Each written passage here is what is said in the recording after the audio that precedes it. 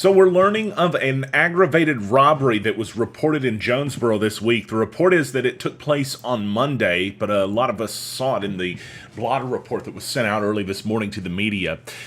After inquiring to find out more, we're told by Sergeant Lyle Waterworth with Jonesboro Police Department that two suspects are alleged to have robbed the Red Wolf Boulevard Kum and Go gas station just after midnight Monday morning. At 12:30 a.m. Monday morning, Jonesboro Police Department received the call that two males dressed in black had come from behind the Kum and Go gas station at 2607 Red Wolf Boulevard. The men presented a gun and demanded money, according to what police say. However, before they could leave, one of the suspects struck a victim. We don't know if it was with his hands or with a weapon or what, but the blow was enough to have caused injury to the point that the victim was taken to a local hospital. Now, detectives need your help, and if you have any information which could assist authorities, detectives need you to call. You can call the Criminal Investigation Division at 870-935-6710 and talk to a detective. But if you want to report crime anonymously, you can call Crime Stoppers at 870-935-STOP. That's 7867. An armed robbery from Monday in Jonesboro, and news about that just coming out a short time ago. Now let's tell you about what's topping the news on the crime beat across the city of Jonesboro and in Craighead County. And it's a snapper, and Xanaxes that are making headlines over the past 24 hours. The first report, 1:05 a.m. Monday morning, when a 51-year-old Jonesboro man reported being slapped at the 900 block of Madison Street. He said he heard noises in his carport. Of course, we're talking about the early morning hours, and he went outside. That's when he noticed a suspect. There's not much useful information as far as identifying the suspect, but the man approached the suspect, and he got slapped in the face. It knocked his glasses off, too. No other useful information was provided to police, but the estimated damaged glasses cost $300. That's what the report said. A snapper lawnmower was reported stolen Monday in Jonesboro. The report said it happened sometime between 1:30 p.m. and 3:30 p.m. while a local man was at work. He said his garage had been entered by a suspect, and a red snapper self-propelled push lawnmower was stolen out of the garage. No suspect information was available. Well, at 3:15 p.m., JPD was dispatched to the 1400 block of Stone Street, where a 74-year-old woman had been forced to stop a fight between her two daughters, where one of the daughters was an aggressor. She said that aggressive daughter, whom we'll call the suspect, came to the residence and was demanding her other daughter come out to fight. Evidently, at some point in this, the aggressive daughter slammed the door on Mom, causing Mom to fall down. But thankfully, the 74-year-old woman was not injured, the report said. But the police asked, why would your daughter be like this? And they said the woman, this is what the mother said, the woman with aggressive behavior was, quote, hooked on Xanax and probably high or something. Well, at 6:18 p.m. in Jonesboro, a JVC camcorder was found, something you don't hear about every day, described as non-working. Here's a JVC camcorder. It estimated the value of the camcorder to be $1. And it was, as I said, non-working. But it was taken into, custody by police. It was apprehended. I don't know how to really describe that. I know that a police officer was called when a man was mowing his yard and he found this crappy camcorder. And so if there is somebody that is missing a broken camcorder, that hopefully they don't like it very much, because if they do, I've offended them, well, then JPD has your camcorder. It might look like that one. That's from Back to the Future. Well, sometime between 10 p.m. and 1:45 a.m. Tuesday, a more serious incident happened. This was a vehicle break-in that was reported at the Chateau Apartments, and a suspected theft of a gun. A .380 pistol from the car's glove box was reportedly stolen. It wasn't the only vehicle break-in reported in Craighead County over the past 24 hours. It says from JPD's reports and also from Craighead County Sheriff's Office reports, we're talking specifically one that was taken on County Road 7743. That's between 10 p.m. and 3 a.m., the report time frame. It says when a purse was stolen out of a vehicle, the purse contained personal information, a lot of personal ID cards, but also there was a silver and diamond ring reported stolen. If you have any information about any of these cases, you're asked to contact Jonesboro Police Department 935-6710. And of course, as always, you can contact Crime Stoppers of Jonesboro and Craighead County at 870-935-STOP. And if you'd like to read more about these stories, including find out what that weird ad was that appeared at the bottom of the story, it was legit, although it didn't look like it from what we were previewing there for a second. Well, just go to NEAreport.com, and you can, of course, go to our crime page and see all the latest crime-related stories. It's one click away, and you can find out what's going on in your neck of the woods.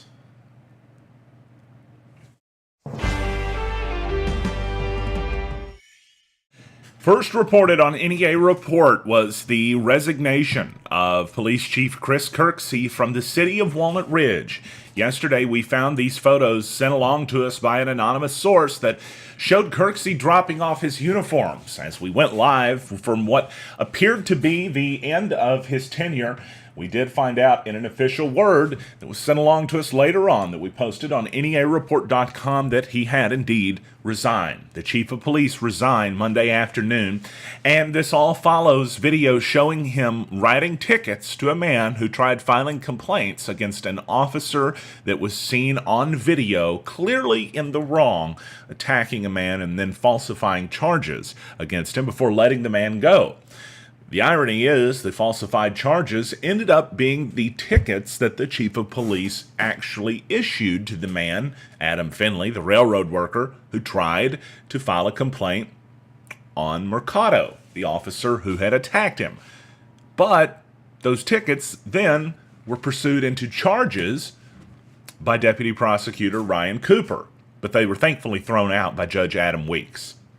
Of course, the railroad worker had to find legal representation from attorney Mark Reese and pay Mark Reese and go to court and get a not guilty verdict, but still go through that whole process.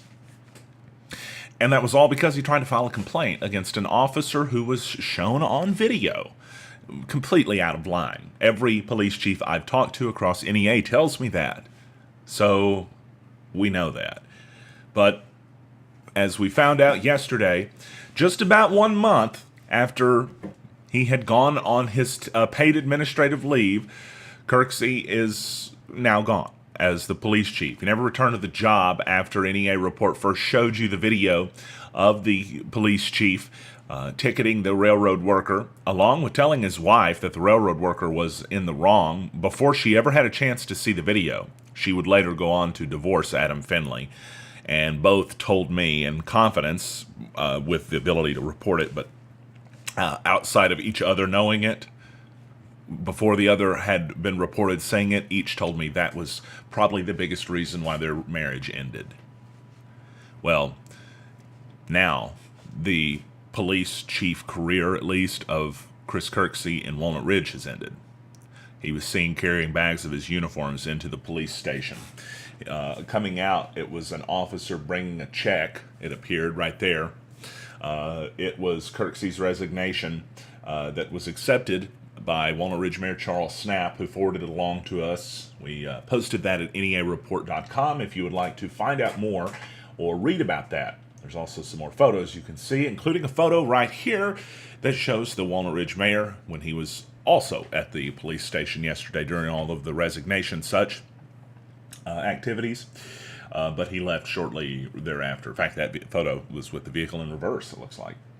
It says Captain Jordan Cooksey will remain in charge of the Walnut Ridge Police Department. He's a good guy, as far as I am aware. And I think that that's a good decision by the Walnut Ridge mayor.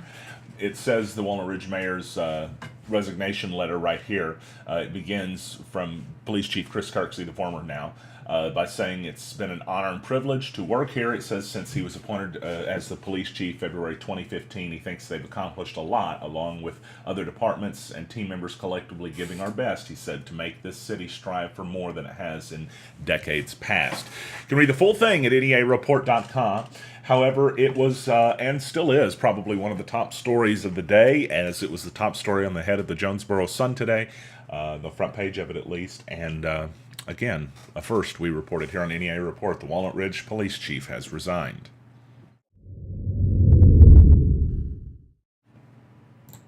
There was a serious traffic accident outside of Sedgwick yesterday on Highway 63 that involved a tractor-trailer and a four-door passenger car. We posted these photos on NEA Report that were sent along to us by Tyler Combs. You can see the tractor-trailer having gone off the road there. It was involved in an accident with this car, this photo posted by Ben Tinsley.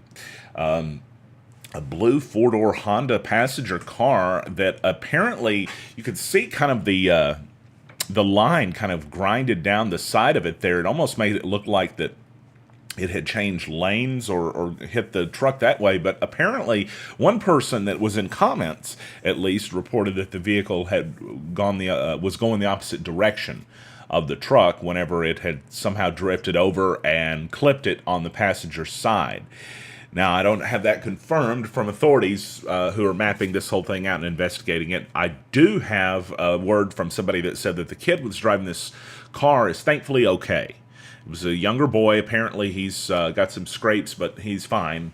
It's certainly a terrifying accident to have to report. The truck driver reportedly okay as well. It's just tough to say what, the exact moments that led up to this were. Thankfully, everybody ended up walking away from it all right. But an area that is, unfortunately, it's seen its fair share of wrecks, that Highway 63 stretch, and this one happening right near Sedgwick yesterday.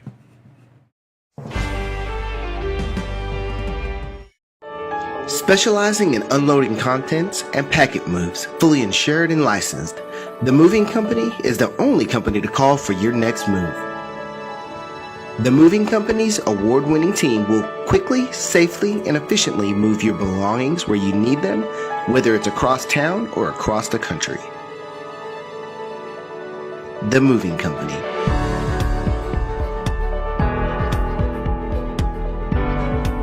Equipped with 2 full-size moving trucks and all the supplies and tools for any move, the Moving Company is prepared for the toughest jobs to the most gentle.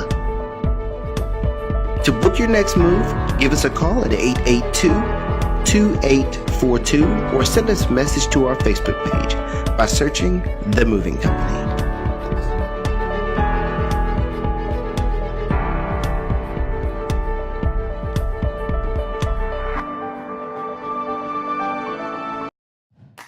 Haley Norris, realtor.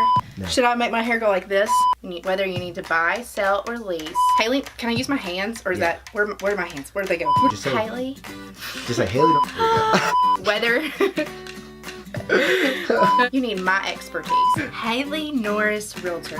Or even do a commercial lease. Haley Norris, realtor. Should I say Remax Real Estate Center or no? Is that too salesy? No, that's good. My average days on market is just 50 days. You need my expertise. And that means I'm putting more money back in your pocket.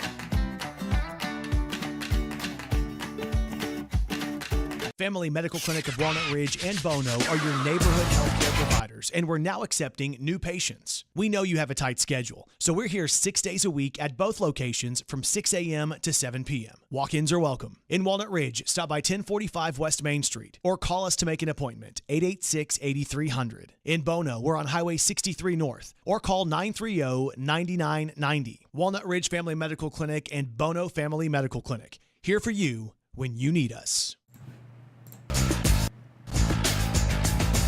All right, let's take a look now at your New Wave Wireless weather forecast, home of the $49 iPhone screen repair. And right now we do see a few chances for showers and thunderstorms starting to roll in over the weekend. But we're not going to get there until a few minutes and a few days of sunny skies. It's home of the $49 iPhone screen repairs. I mentioned our buddies at New Wave that bring you this forecast. And mostly clear skies tonight with 67 degrees expected to be the overnight low. Wednesday sunny with a high near 90. Sunny on Thursday, a high near 92. Friday, a high near 92, and another sunny day expected. Now, Friday night, a 20% chance of showers and thunderstorms after 1 a.m.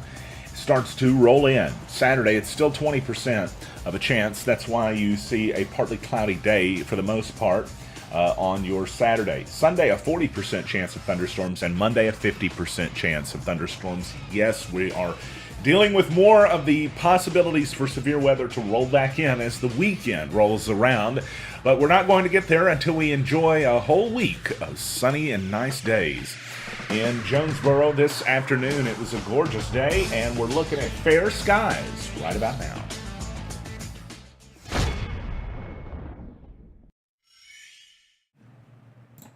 It's news just in time for the residents of Kennett, who on June 30th will see the closing of the Twin Rivers Medical Center. But on July 1st, St. Bernard's is going to open an urgent care center in Kennett. And that's some good news, as I mentioned, for the folks there who are wondering what they were going to do for medical care in their community. Well, the hospital in Kennett announced in May it's going to close Twin Rivers Regional Medical Center.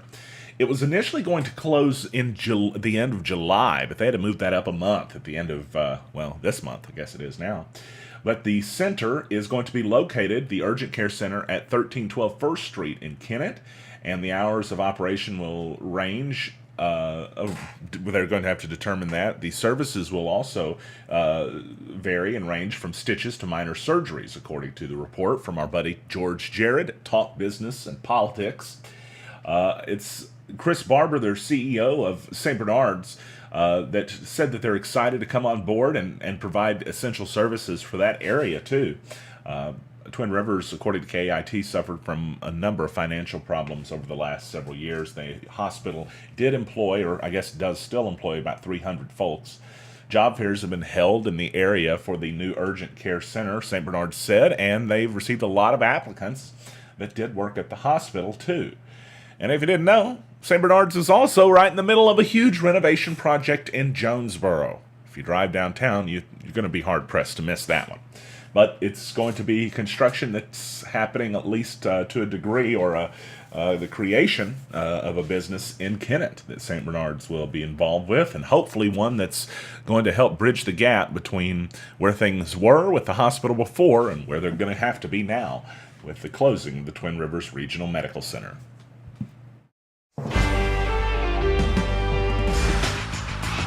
Don't forget to find us and like us on Facebook, where you may be watching live right now. But also you can watch us after the fact on YouTube and on Twitter. We are at NEA News. I'm Stan Morris. Now you're up to date.